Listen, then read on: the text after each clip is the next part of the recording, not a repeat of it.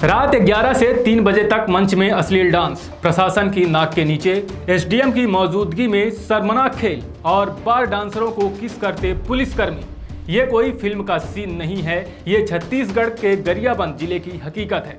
मंच पर अश्लील डांस, अर्धनग्न डांसर, खुलेआम पैसे उड़ते हुए, और हैरानी की बात है कि ये सब कुछ अफसरों और पुलिस की मौजूदगी में हुआ। सवाल ये है कि ये सब हो कैसे गया, और अगर गलत था तो रोका क्यों नहीं गया। ये वही वीडियो हैं जो अब सोशल मीडिया पर वायरल हो चुके हैं। मंच पर डांसर कपड़े उतारती रही, लोग तालियां बजाते रहे, पैसा लुटाते रहे, और आरोप है कि मौके पर एसडीएम और पुलिसकर्मी भी मौजूद थे। गरियाबंद के उरमाल गांव में 6 दिन के ओपेरा यानी ऑर्केस्ट्रा का आयोजन हुआ। कहा गया मनोरंजन होगा, लेकिन जो सामने आया वो अश्लीलता की सारी हदें पार करता दिखा। 8 से 10 जनवरी तक चले इस कार्यक्रम में ओडिशा के कटक से डांसर बुलाई गई। टिकट था 200 से 400 रुपये, और रात 11 बजे से सुबह 3 बजे तक मंच पर क्या होता रहा, अब वीडियो गवाही दे रहे हैं। सबसे बड़ा सवाल, आखिर इस कार्यक्रम को अनुमति किसने दी? जब परमिशन ली गई तब क्या शर्तें नहीं थी? क्या प्रशासन को पता नहीं था ओपेरा के नाम पर क्या दिखाया जाएगा? आरोप है कि 9 जनवरी की रात एसडीएम तुलसीदास मरकाम खुद कार्यक्रम में पहुंचे। शुरुआत में सामान्य डांस हुआ, लेकिन थोड़ी देर ही में मंच पर अश्लीलता शुरू हो गई। स्थानीय लोगों का दावा है कि एसडीएम ने मोबाइल से वीडियो बनाए और पैसे भी उड़ाए। अगर ये सही है तो सवाल और भी गंभीर हो जाता है। सिर्फ अफसर ही नहीं, पुलिस पर भी सवाल उठ रहे हैं।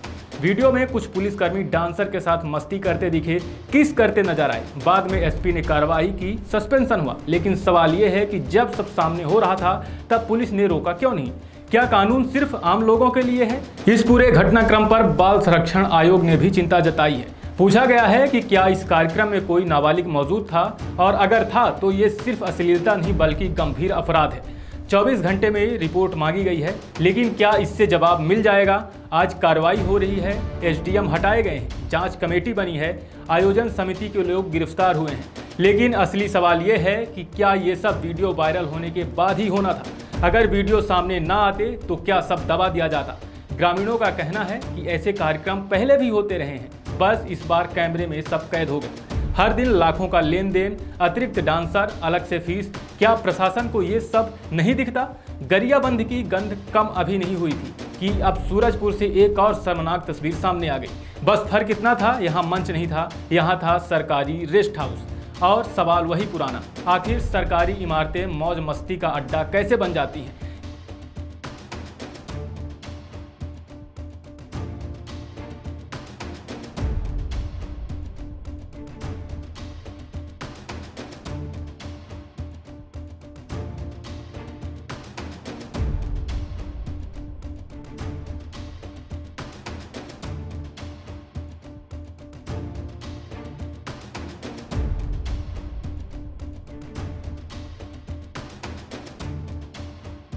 ये तस्वीरें सूरजपुर के मशहूर पर्यटन स्थल कुमली वाटरफॉल की हैं। यहीं स्थित वन विभाग का रेस्ट हाउस, जहां सुकून और प्रकृति के नाम पर जमकर शराबखोरी और अश्लील डांस का आरोप है। सोशल मीडिया पर वायरल हो रहे इन वीडियो में साफ दिख रहा है तेज म्यूजिक, शराब की बोतलें और बार बालाओं का डांस।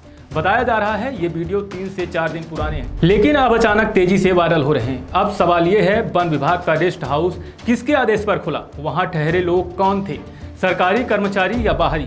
शराब और डांस की इजाज़त किसने दी? यह पूरा मामला सीधे तौर पर प्रदेश की भारतीय जनता पार्टी सरकार की कार्य प्रणाली पर सवाल खड़े करता है।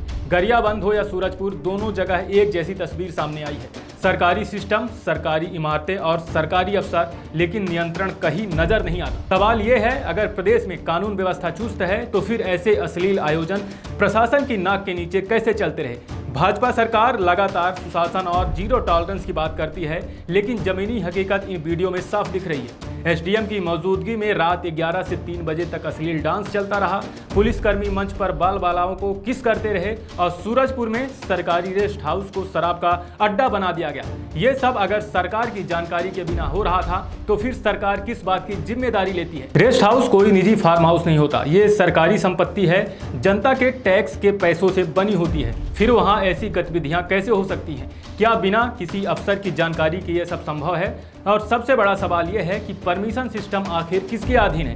ऑर्केस्ट्रा हो या रेस्ट हाउस, बिना प्रशासन और राजनीतिक संरक्षण के ऐसे आयोजन होना संभव नहीं होते। क्या भाजपा सरकार बताएगी कि इन कार्यक्रमों को अनुमति देने वाले अधिकारियों पर अब तक क्या कार्रवाई हुई, या फिर हमेशा की तरह सिर्फ निचले स्तर के कर्मचारियों को बलि का बकरा बनाया जाएगा? वीडियो वायरल होने के बाद कार्रवाई करना सरकार की मजबूरी हो सकती है, लेकिन सवाल यह है कि वीडियो वायरल होने से पहले सरकार कहां थी? अगर कैमरे में ये शर्मनाक तस्वीरें कैद ना होती तो क्या आज भी सब कुछ मनोरंजन के नाम पर चलता रहता? क्या यही भाजपा सरकार का सुशासन मॉडल है? पहले तमाशा फिर लीपापोती।